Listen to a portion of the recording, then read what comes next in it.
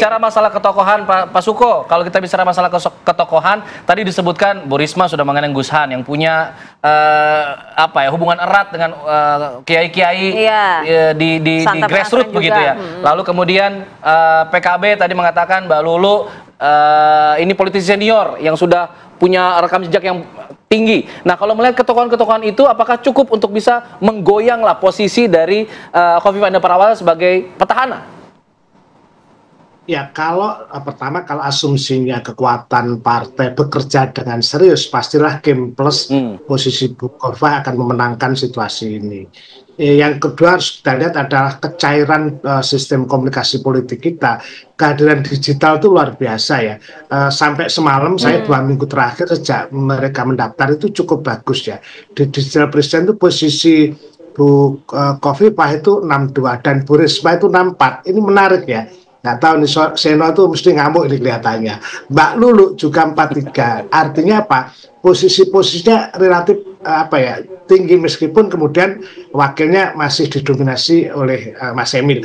Artinya pendekatan kultural, jaringan dia bisa diluruhkan. Saya kan belajar sama anak-anak muda itu ketika darurat macam-macam. Bagaimana kemudian media sosial bekerja luar biasa. Saya kira perangnya di situ. Tetapi apakah kemudian sentimennya positif, negatif, saya kira di ruang tidak saya sampaikan berapa posisinya. Mbak Lulu, saya kira kekuatannya pada jaringan partai politik itu. PKB itu kan die-hard betul ya sejak dulu, sama dengan PDI, jadi taruhnya luar biasa. Nah, tinggal main skaknya nanti, posisi menjaganya itu. Bahwa di Jawa Timur akan pertarungannya ketat, saya percaya. Tetapi ingat, Bu Khofifah sudah 5 tahun petahana, pasti memiliki jaringan relasi sosial yang cukup kuat lah. Kalau Bu Risma posisinya kayak kerinduan ulang ya, comeback ya semacam itu, dan dia dengan gagasan-gagasan otentiknya cukup handal. Mbak Lulu juga gitu sebetulnya, ketika di Dewan itu kan semua punya televisi, punya medsos itu kan tampil sekali betul. Jadi ini memang saya kira peluangnya nah, kalau menurut saya yang menjadi penting adalah pertarungan dia media sosial, tinggal kuatnya di mana. Nah, ini kan juga butuh Tetapi saya meyakini bahwa kekuatan bekerjanya partai politik pasti akan menentukan. Kemudian yang ketiga adalah posisi ini kan bersamaan dengan pilihan bupati dan wali kota. Nah, ini yang rumit seperti karena di Surabaya misalnya calon tunggal, wali kota pasti bingung karena didukung oleh PKB, sementara gubernurnya ikut Mbak Lulu. Pak Erik itu PDI, tetapi juga didukung oleh Nasdem atau Golkar yang juga mendukung Bu Khofifah. Jadi ada beberapa wilayah yang itu juga pasti membingungkan pemilih. Karena itu kuncinya adalah pada komunikasi politik, relasi politik masing-masing tokoh. Seberapa kuat pesona mereka di mereka. Saya kira 2 bulan ini akan berproses. Mas Suko, kalau mengenai komunikasi politik ini kan sudah waktunya juga singkat ya, kurang lebih 2 bulan. Artinya kalau petahana memang diunggulkan, sudah ada strategi dari awal sudah dikenal. Nah, tapi kalau misalnya lebih dari 30 juta suara ini untuk 2 pasangan lainnya itu ada kendala-kendala tidak? Atau ada kans besar juga sebenarnya untuk mengalahkan petahana? Ya, peluang selalu ada. Kalau Mas Zainul dan Mas Suro pasti menang gitu. Tapi kan tergantung dari pekerjaan dalam dua. Memang tidak cukup mudah jaringan itu dibongkar. Tetapi saya baru mencoba eksplor apakah kehadiran medsos itu benar-benar membuka. Kalau ada konflik yang kuat, biasanya dia akan kuat sekali. Nanti tinggal games isunya yang muncul itu apa yang harus dikelola oleh masing-masing kandidat. Tetapi kalau lihat kajian digital presiden, memang ini masing-masing masih berkemungkinan.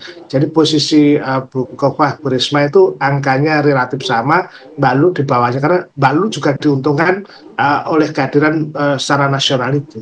Kalau rujukannya misalnya semua orang melek internet.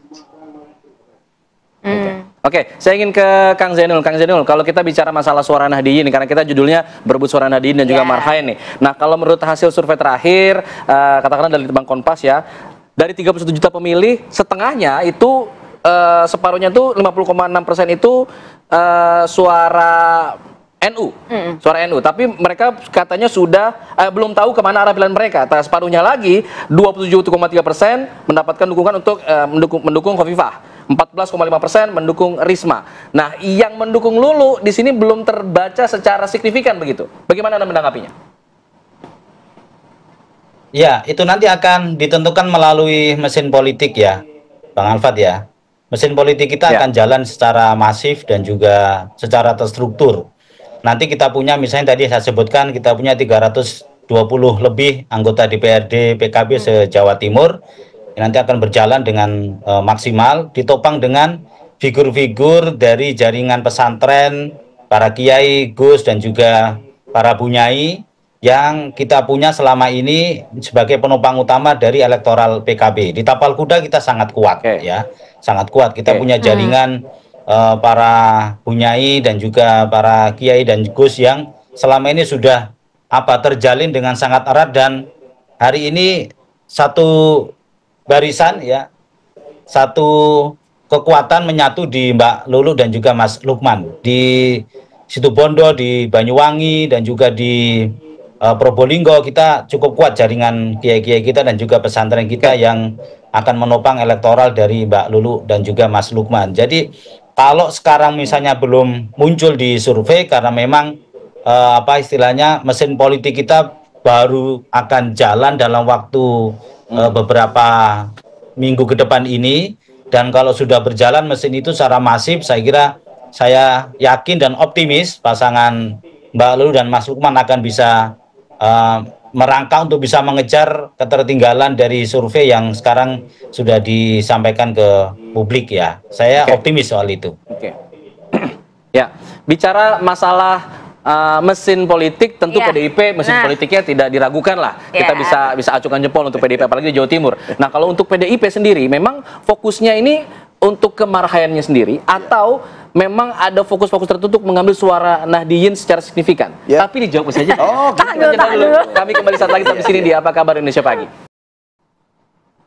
Baik, kita akan lanjutkan pemirsa dialog pada hari ini. Kita juga masih terus berusaha untuk menghubungi karena Bang Herzaki belum merespon. Kita berusaha untuk menghubungi Bang Viva Yoga Mauladi, politisi PAN, untuk mewakili dari kubu Khofifah ya. Tapi kita masih menunggu. Kita ke Mas Eno dulu, Mas Eno. Tadi saya tanyakan, apakah memang ini menjadi salah satu fokus utama meraih suara Nahdliyin di tempat-tempat yang kemudian sebenarnya bukan basisnya PDIP? Ya, pada dasarnya semua basis, semua wilayah akan kami lakukan komunikasi dan sosialisasi pasangan calon. Dan ini tentu saja dipermudah karena memang pilkada serentak ini terjadi juga di kabupaten kota. Sehingga setiap calon kepala daerah yang kami usung itu, jika ini kader partai, tentu berkewajiban secara moral maupun secara politik untuk ikut serta mengkampanyekan pasangan Bu Risma dan Gus Hans. Dan itu terjadi di semua wilayah. Meskipun di beberapa daerah, calon kepala daerahnya, wali kota bupatinya beda partai, beda... Oh iya, artinya bisa jadi memang diusung oleh partai kerjasama politik dengan koalisi lain misalnya. Tetapi kan kalau itu kader kami, yang mana mayoritas di Jawa Timur itu banyak sekali kader-kader PDI Perjuangan yang maju, maka saat itu kader dia harus mengkampanyekan Bu Risma dan Gus Hans. Saya rasa keseragaman message itu nanti akan tersampaikan pada saat kampanye dimulai. Nah, di Jawa Timur selalu menjadi laboratorium kepemimpinan kami, Mas, sebagai partai. Artinya banyak sekali tokoh-tokoh muda yang muncul di Jawa Timur sebagai calon kepala daerah dan berproses di sana. Ini maju di periode kedua. Katakan di Surabaya ada Mas Eri Cahyadi, lalu ada Gus Yani di Gresik, ada Mas Ipin di Trenggalek, ada Mas Fauzi di Sumeneb, Mas Dito dan sebagainya. Yang ini masih muda-muda dan energik. Buat kami ini jadi satu kekuatan untuk bisa menyampaikan pesan dengan baik. Apalagi nanti rasanya akan ada kejutan di ketua tim pemenangan. Jadi di ketua tim pemenangan kami akan kami pilih sosok yang mampu berkomunikasi dengan baik dan mampu menyasar ke berbagai kalangan. Tapi kan PDI Perjuangan sendiri dalam Pilgub Jawa Timur kan belum pernah leading nih, belum pernah menang. Nah, artinya ada yang jadi concern nggak selain dari AREK kan memang wilayah sudah dari PDI Perjuangan kan, battleground yang lainnya? Ya, telatah kebudayaan di Jawa Timur ini kan unik dan masing-masing memang menyimpan kekhasannya sendiri. Baik di Mataraman, di Arek, di Tapal Kuda, di Madura. Tapi kami cukup optimis ya, artinya saat ini pada saat bicara tentang Pilgub, masyarakat Jawa Timur terbukti sudah sangat kritis dan melek literasi politiknya sangat tinggi.